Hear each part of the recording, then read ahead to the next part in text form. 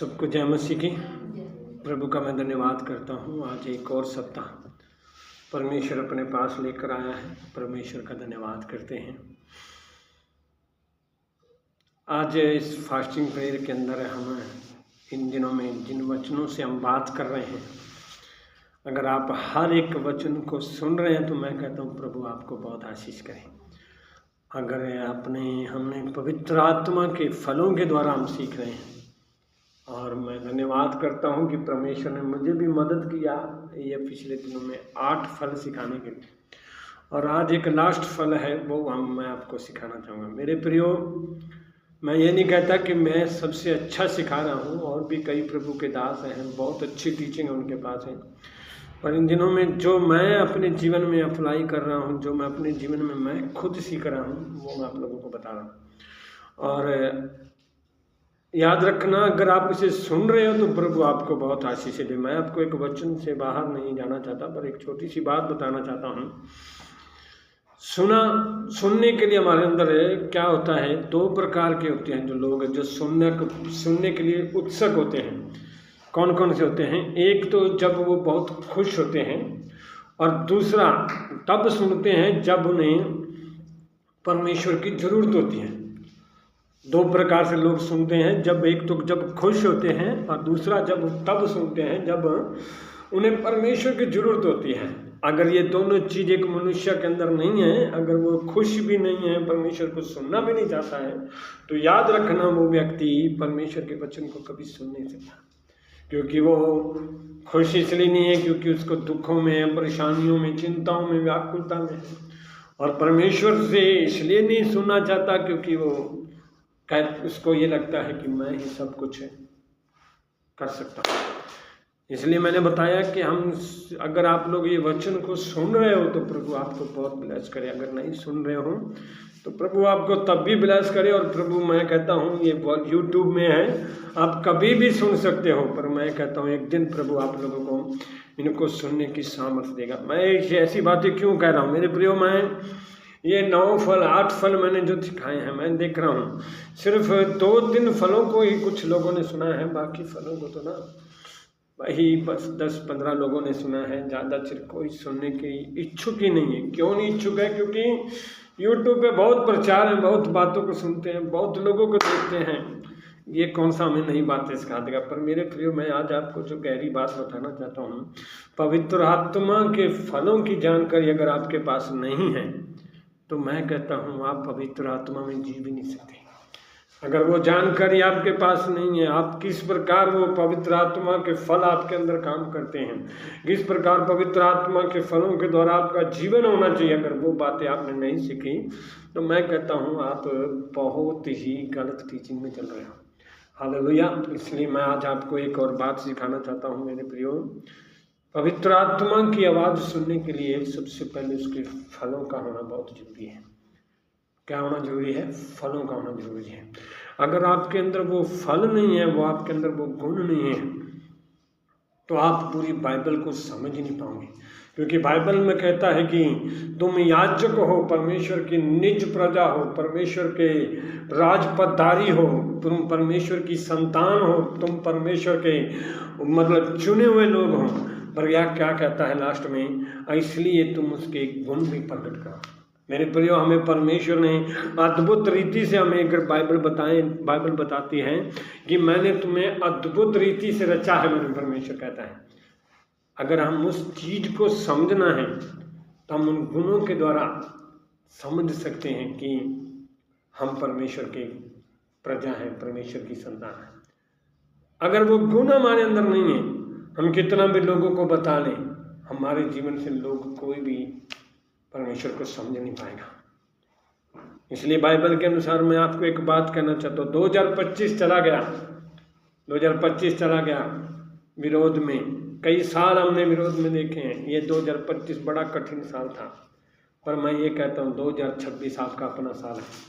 आप इसको अपनी मुट्ठी में ले सकते हो, आप इसको अपने तरीके से इस्तेमाल कर सकते हो। कब? जब आप उसके फलों में जियोगे। बाइबल में मैं पिछले संडे एक प्रचार हुआ था, उसमें परमेश्वर के दास ने मेरे को बहुत अच्छी बात जो मेरे को समझ में आई, उसने कहा कि जो बातें आपकी आंखों ने नहीं देखी, जो बातें कानों ने नहीं सुनी, जो आपके चित्त में भी नहीं चढ़ी, परमेश्वर वो आपको जरूर देगा। पर उसके लिए क्या होना चाहिए? आपके अंदर मसीह का मन होना चाहिए। मसीह का मन कब आएगा? जब हमारे अंदर वो आत्मिक बातें आएंगी। आत्मिक बातें कब हमारे अंदर प्रकट होती हैं? जब हम उसके फलों के अनुसार जीवन जीते हैं। देखो मेरे प्रियो, हमने आज तक अपना जीवन जिया है, अपनी मर्जी में जिया है, अपनी मस्ती में जिया, जो हमने चाहा वो किया है, परंतु परमेश्वर ने हमें चुना है, ठहराया है। वो चाहता है इन दिनों में हम उसके फलों के अनुसार जिए। इसलिए आज आखिरी 9वां फल है, वो मैं आपको बता के अगली बार मैं और अगले टॉपिक पर जाऊँगा। पर मैं ये कहना चाहता हूँ, अगर आपने ये 9 फल सीखे हैं तो मैं कहता हूँ आप बहुत ब्लेस्ड व्यक्ति हो। आप 2026 में बहुत बड़ी आशीषों को देखने जा रहे हो यीशु मसीह के नाम से। हालेलुया। आइए हम अब आगे बढ़ने जाएंगे। हम लास्ट फल है जो हमने अभी पिछले दिनों में हमने सीखे हैं। मैं आपको दोबारा एक और बताना चाहता हूँ कौन कौन से फल है हमारे। जो 8 फल हमने सीखे हैं: प्रेम, आनंद, शांति, धीरज, कृपा, भलाई, विश्वास, नम्रता। कृपा, भलाई, विश्वास, नम्रता, ये हमने 8 फल सीखे हैं। पवित्र आत्मा ने जो मुझे सिखाया वो मैंने आपको बताया। पर आज एक और लास्ट फल है जिसका नाम है संयम। बोलो संयम। इंग्लिश में उसको पढ़ोगे तो इंग्लिश में कहता है सेल्फ कंट्रोल। मतलब भी जो खुद पे कंट्रोल करना सीख गया ना, वो परमेश्वर की इच्छा को समझ पाए। आज सच बताऊं तो लोग बोलते हैं मेरे जीवन में परमेश्वर की इच्छा पूरी, पर वो खुद पे कंट्रोल नहीं कर पाते। खुद पे कंट्रोल का मतलब क्या है?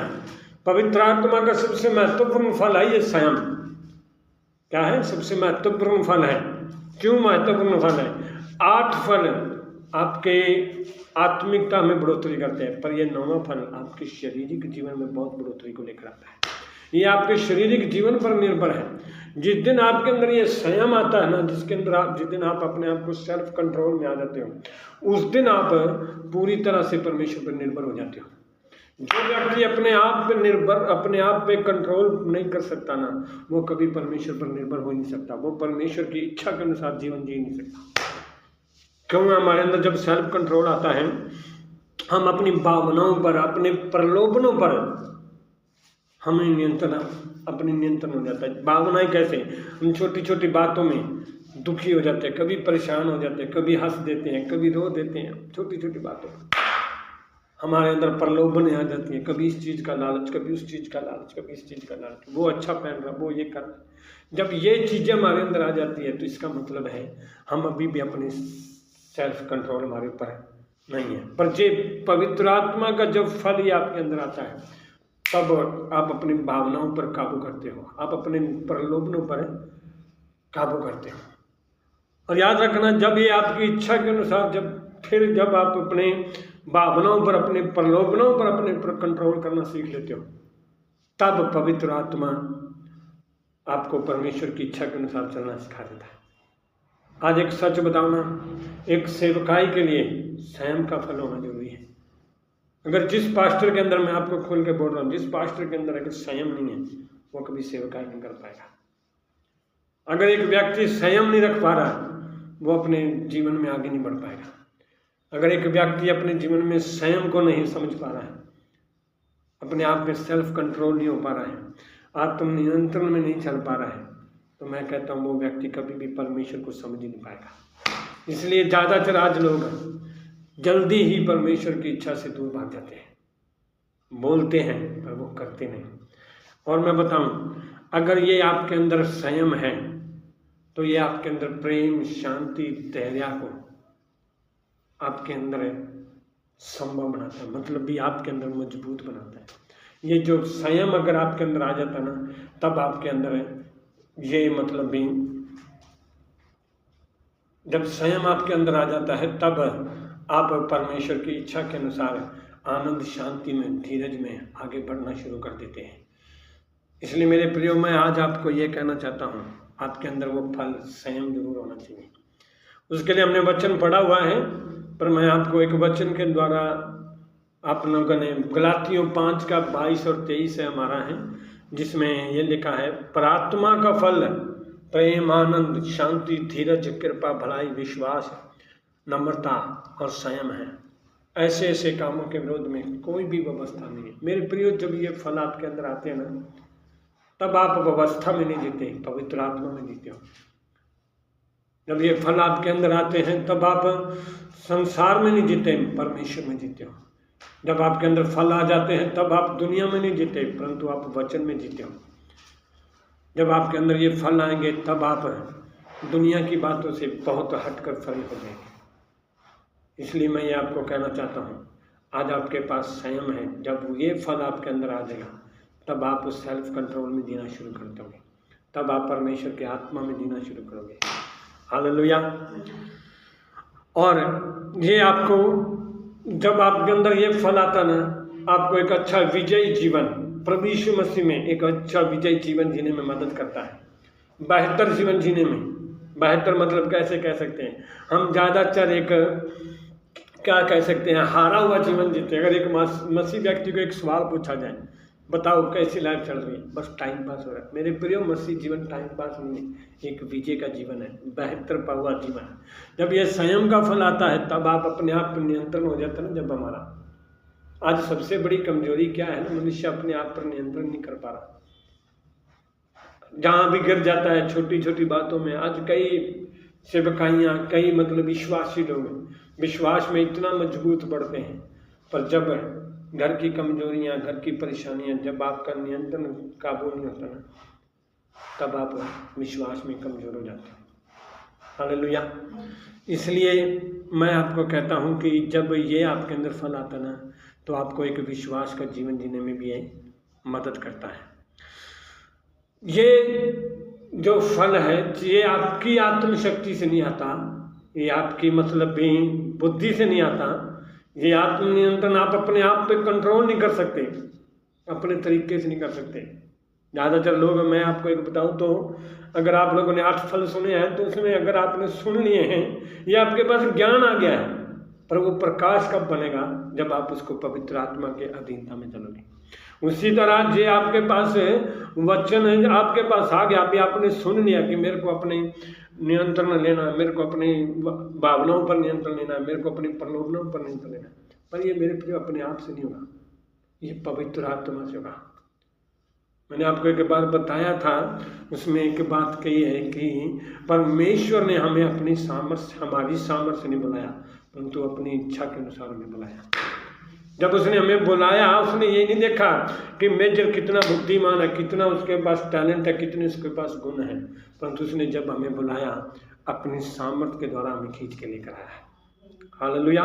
इसलिए मैं कहता हूँ कि ये जब आत्म नियंत्रण आपको अपनी आत्मिक शक्ति से नहीं आता, परंतु पवित्र आत्मा की सहायता और मार्गदर्शन से आता है, जिसमें हम परमेश्वर की उपस्थिति में रहकर जीवन जी सकते हैं। हालेलुया। मेरे प्रियो, मैं आपको एक बताऊं, आत्मनियंत्रण का मतलब क्या होता है, संयम का मतलब क्या होता है। संयम का मतलब होता है अपने आप को रोकना, अपने आप को रोकना। किस प्रकार रोकना? अपने पापी स्वभाव और इच्छाओं के बजाय परमेश्वर को प्रसन्न करने के लिए जीना। जब आप अपने आप को रोकना शुरू कर दे जाते ना, तो आपका पापी स्वभाव खत्म हो जाता है और आप अपनी इच्छाओं को खत्म करते हो। आपके अंदर ना पापी स्वभाव कब आता पता है? जब आपके अंदर संयम नहीं होता, आपका अंदर आपका कंट्रोल नहीं होता। कई बार बोलते ना, मैं पाप करना नहीं चाहता, पर क्या करूं, हो जाता है, क्योंकि आपके ऊपर आपका कंट्रोल नहीं है। मैं आपको एक छोटी सी गवाही बताना चाहता हूँ, एक व्यक्ति की, बाइबल के अंदर बहुत सुंदर व्यक्ति है। मैं जब उसके बारे में सोच रहा था, मैं हैरान था कि उस व्यक्ति के अंदर इतना सेल्फ कंट्रोल है। कैसे? यूसुफ नाम के व्यक्ति के बारे में हम बहुत अच्छे से जानते हैं। उसको परमेश्वर ने छोटी उम्र में, 17 साल की उम्र में दर्शन दे दिया। 17 साल की उम्र में क्या कर दिया? दर्शन दे दिया। और उस दर्शन में परमेश्वर ने उसको आगे बढ़ाना शुरू कर दिया। वो अपने माँ बाप की आज्ञा मानता था। जब आज्ञा मानता था तो पवित्र आत्मा उसको उस दर्शन के द्वारा आगे लेना शुरू कर दिया। पर उसके भाइयों को, उसके परिवार को ये दर्शन समझ नहीं आया। वरन उन्होंने उसका विरोध करना शुरू कर दिया। जैसे ही विरोध किया, बाइबल बताती है कि उन्होंने उस भाई को क्या कर दिया, गड्ढे में फेंक दिया। गड्ढे में फेंकने के बाद क्या कर दिया, उसको मिशनियों के हाथ में बेच दिया। जब मिशनियों के हाथ में बेचा तो बाइबल बताती है कि उन लोगों ने मिशनियों के हाथ जब बेचा गया तो वो एक फिरौन के पास चला गया, जिसका नाम एक राजा के घर में चला गया जिसका नाम फिरौन था। और बाइबल बताती है कि जब तक यूसुफ उनके पास नहीं गया था तब तक उस घर में कोई बढ़ोतरी नहीं हो रही थी। कोई भी जो काम करते थे ना वो सफल नहीं हो पा रहा था। तो बाइबल बताती है जिस दिन यूसुफ उसके घर में गया ना, उसके काम में सफलताएं मिलनी शुरू हुई। मेरे प्रियो, अगर आपके पास परमेश्वर का दर्शन है ना, तो आप जहाँ भी जाओगे ना, लोग आपके द्वारा आशीषित होंगे। अगर आपके पास दर्शन नहीं है ना, तो आप चाहे घर में हो चाहे कहाँ भी हो, सब जगह एक ही समान रहोगे। यूसुफ के जाने के बाद बाइबल बताती है कि फिरौन का घराना आशीषित होने शुरू हो गया, बढ़ना शुरू हो गया। और जब फिरौन ने देखा कि यूसुफ के द्वारा मेरा घराना बढ़ रहा है, तो उसने क्या किया, सारे घर के ऊपर, सारे राजमहल के ऊपर अधिकारी ठहरा दिया यूसुफ को। उसको बोल दिया कि मेरी पत्नी को छोड़ सब चीजों पर तेरा अधिकार है, सब चीजों पर तेरा अधिकार है। अब मेरे अंदर एक हैरानगी वाली बात यह थी कि यूसुफ के छोटी उम्र में है, जवानी की उम्र में, 17 साल की उम्र में, अगर वो वहां गया होगा तो वो 18 साल हो गया। 18 साल की उम्र में उसको सारा राजपाट मिल गया, राजा मिल गया, सारा कुछ मिल गया। आज के जवान को मैं कहूँ, अगर थोड़ा सा खुला घर में चलने का मौका मिल जाए, अच्छी बाइक मिल जाए, मोबाइल हाथ में आ जाए, तो 2-4 दोस्त तो उसके साथ है, तो वो भूल जाता है कि मेरी लाइफ में कौन है, कौन बड़ा है, कौन छोटा है। वो हर किसी को, दूसरों की सच बताऊं तो घर वालों की इज्जत करना वो भूल जाता है आज का जवान है। पर मैं हैरान था, वो 18 साल का जवान है, उसके पास हर चीज का अधिकार आ गया। अधिकार आने के बाद क्या हो गया, बाइबल बताती है जब उसकी घरवाली ने, फिरौन की घरवाली ने देखा कि यूसुफ सुंदर है, जवान है, सब काम अच्छे से करता है, बाइबल बताती है वो उस पर मोहित हो गई, उसके ऊपर बेईमान हो गई। वो मौका देख रही है हर दिन। मैं बाइबल में नहीं लिखा, पर मैं जज करता हूं कि वो हर दिन उसको छेड़ती होगी, परंतु यूसुफ ने उसको कोई भी रास्ता नहीं दिया। एक दिन बाइबल बताती है कि फिरौन कहीं बाहर चला गया, घर में कोई नहीं, रानी घर में अकेली है। यूसुफ को उसने बुलाया मेरे घर में, कमरे में, और उसको क्या बोलती है, मेरे साथ है सो। क्या करिए, मेरे साथ है सो। सोच लो, सारा राजपाट उसके हाथ में है, सारे घर का अधिकार उसके हाथ में है, घर को चलाना कैसे है सारा उसके हाथ में है। यहाँ तक कि वो लेडीज भी कह रही है मेरे साथ सो, वो भी उसके हाथ में है। ऐसे व्यक्ति को और क्या चाहिए, है ना? वो कह रही है कि तू मेरे साथ सो, सारा कुछ उसके अधिकार में है, बस एक लेडीज अधिकार में नहीं है। पर वो भी कहती है मेरे साथ आके सो, जो चाहता तू मेरे साथ कर। पर उसके बंदे का जवाब क्या आ रहा है पता किसी, कहता रानी, परमेश्वर ने, तेरे राजा ने, फिरौन ने मुझे तेरे को छोड़ सब चीजों पर अधिकारी ठहराया है, सब चीजों पर अधिकारी ठहराया है। और ऐसा करके मैं परमेश्वर का भय मानता हूं, इसलिए मैं ये अपराध नहीं करूंगा। क्या नहीं करूंगा, अपराध में नहीं करूंगा। मैं आपको एक वचन पढ़ा देता हूँ, आपको लगेगा कि ये अपनी तरफ से बोल रहा है। उत्पत्ति 37 अध्याय में लिखा है वचन, बाइबल बताती है कि उस बंदे को परमेश्वर ने इतना बढ़ा दिया कि सब कुछ उसके अंडर में है, पर वो फिर भी वो क्या कह रहा है। हाँ, उत्पत्ति 39 का 8 और 9, 7 से पढ़ते हैं। इन बातों के पश्चात ऐसा हुआ कि उसके स्वामी की पत्नी ने यूसुफ की ओर आंखें लगाईं और कहा, मेरे साथ सो।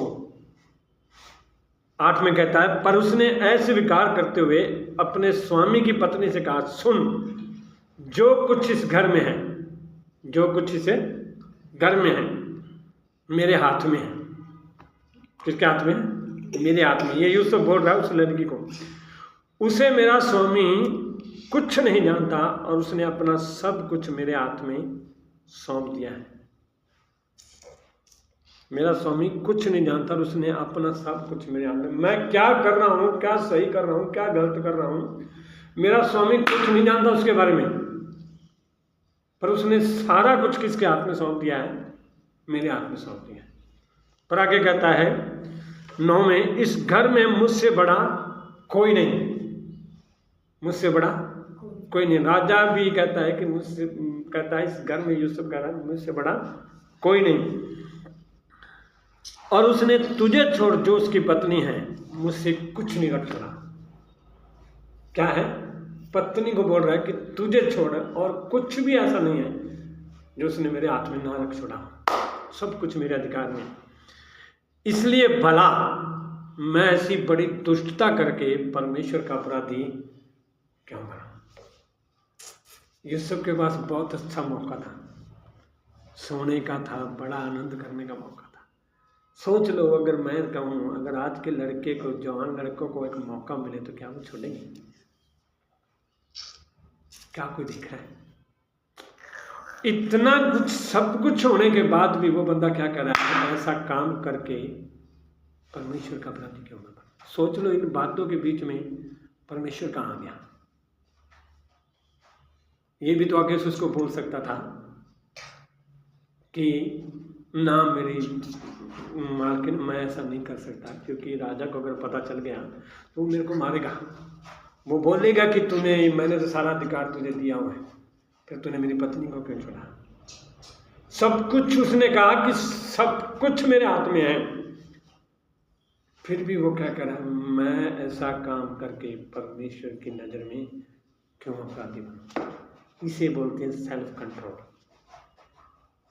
जब सब कुछ आपके अंडर में हो और फिर भी आप कंट्रोल कर रहे हो अपने आप को, उसे बोलते हैं सेल्फ कंट्रोल। सेल्फ कंट्रोल वो नहीं है मेरे भाइयों कि आप वहां से भाग रहे हो। सेल्फ कंट्रोल वो नहीं है जो आप कुछ पाने की इच्छा रखते हो, मिल नहीं पा रहा है, जब मिल रहा है आप उससे नाराज हो रहे हो। सेल्फ कंट्रोल है, सब कुछ आपके अंडर में है, फिर भी आप कह रहे हो मैं ऐसा काम करके बड़ा अपराधी क्यों बनूं? मैं ऐसा काम करके परमेश्वर का अपराधी। यूसुफ का सबसे बड़ा सेल्फ कंट्रोल इसको बोलते हैं। इसलिए मैंने आपको बताया, जब आपके अंदर सेल्फ कंट्रोल आएगा ना, आप अपने पापी स्वभाव को, अपनी इच्छाओं के बजाय परमेश्वर को प्रसन्न करोगे। जब आपके अंदर सेल्फ कंट्रोल आ जाता ना, आप अपनी इच्छाओं को खत्म कर देते हैं। यहाँ पर यूसुफ जवान लड़का था, उसकी भी इच्छा थी। मैं कहता हूँ अगर आज के जवान की ना इच्छा ये मर जाए ना, तो हमारा देश सुधर जाए। आज के जवान की इच्छा सुधर जाए। पर आज का जवान ना, मौका चाहिए उसको तो, पर इसके पास मौका भी था, सब कुछ था, फिर भी कह रहा है कि मैं ऐसा काम करके परमेश्वर का अपराधी क्यों बनूं? मैं क्यों बनूं? और आखिर में बाइबल क्या बताती है? जब वो उससे बात करके नहीं माना ना, उसने उसको खींचना चाहा, तो बाइबल बताती वो वहां से छोड़ के भाग निकला।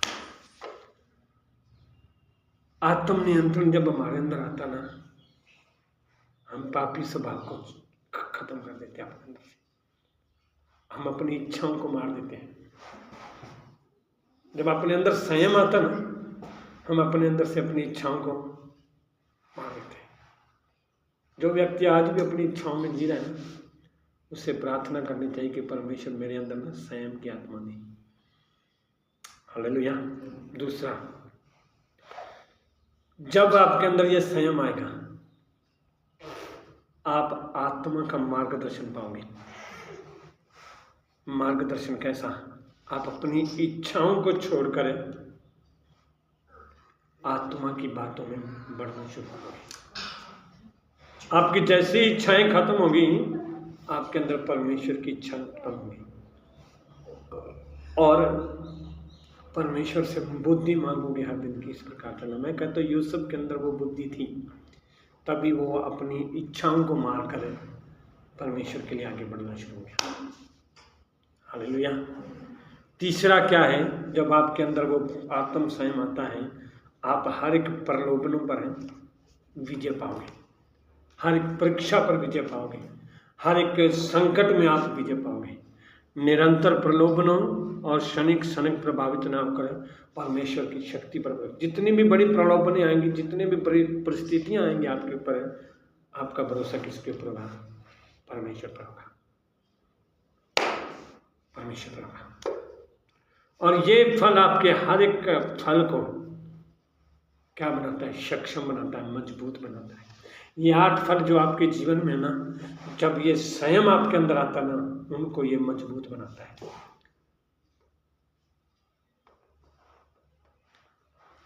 जब हमारे अंदर प्रेम आता ना, प्रेम आता है, दया आती है, धैर्य आता है।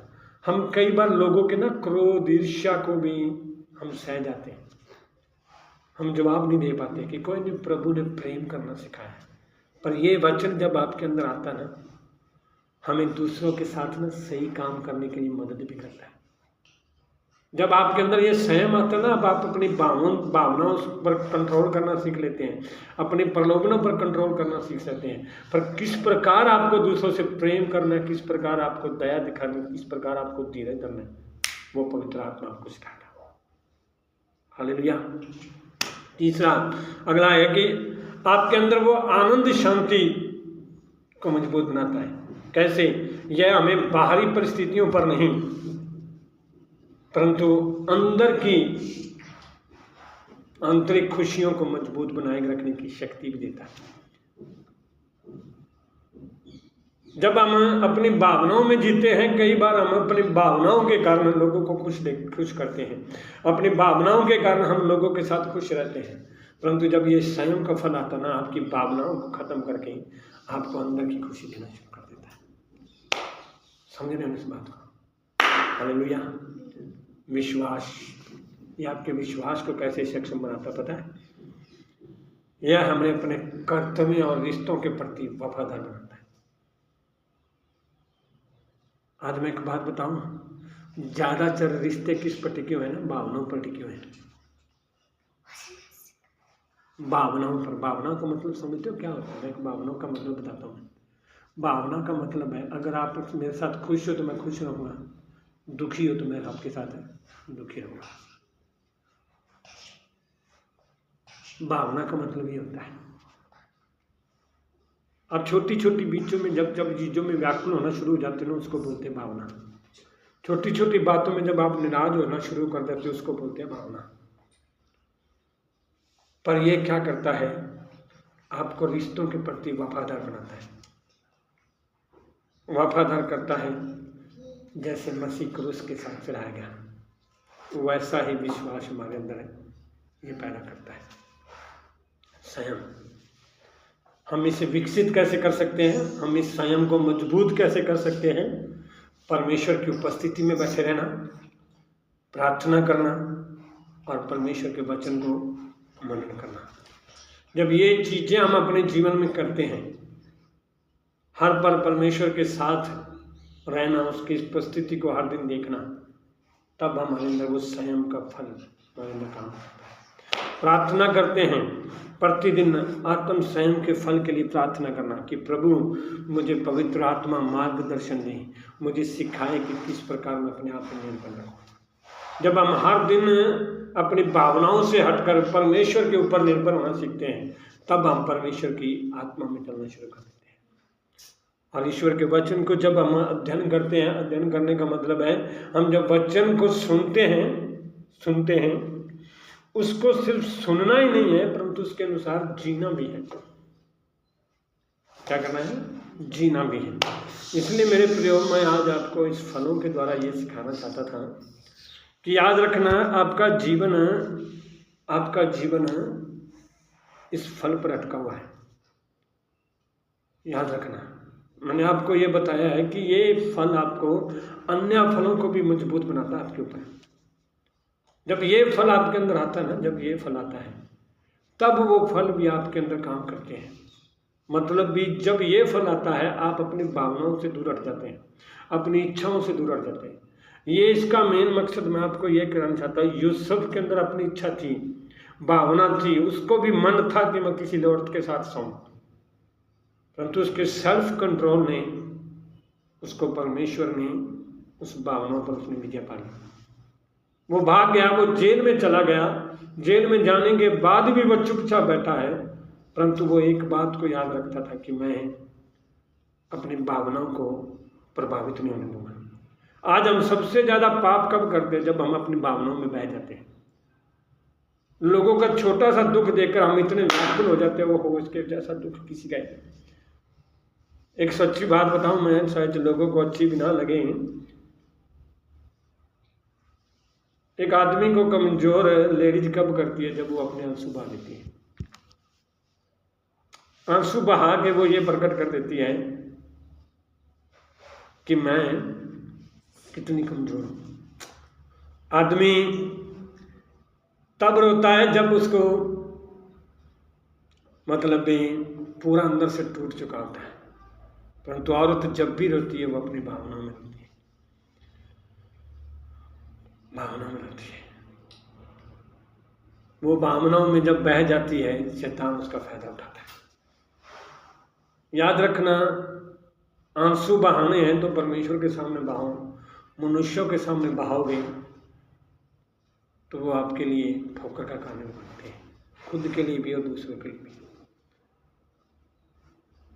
जब हम अपनी भावनाओं को किसी के सामने प्रकट करते हैं तब वो हमारे लिए भी ठोकर का कारण बनती है, दूसरों के लिए ठोकर का कारण बनती है। उसमें परमेश्वर का कार्य कुछ नहीं होता। जब आप परमेश्वर के आत्म संयम के फलों में जीना शुरू कर दोगे ना, आपके अंदर सेल्फ कंट्रोल आ जाएगा। आप अपनी भावनाओं पर, अपनी इच्छाओं पर कंट्रोल करना सीख जाओगे ना, तब आपके अंदर पवित्र आत्मा का बहाव आना शुरू हो जाएगा। आज मनुष्य ज्यादातर पाप कब करता है? जब वो भावनाओं में बह जाता है, जब अपनी शारीरिक इच्छाओं को पूरा करता है। मुझे ये पसंद है, मेरी ये काम होना चाहिए, मेरे ये कार्य होने चाहिए, मेरी ये मर्जी पूरी होनी चाहिए, मुझे वो नहीं अच्छे से बुलाता, मुझे ये नहीं बुलाता, मेरे को वो नहीं बात करता, मेरे से ये वो नहीं बात करता।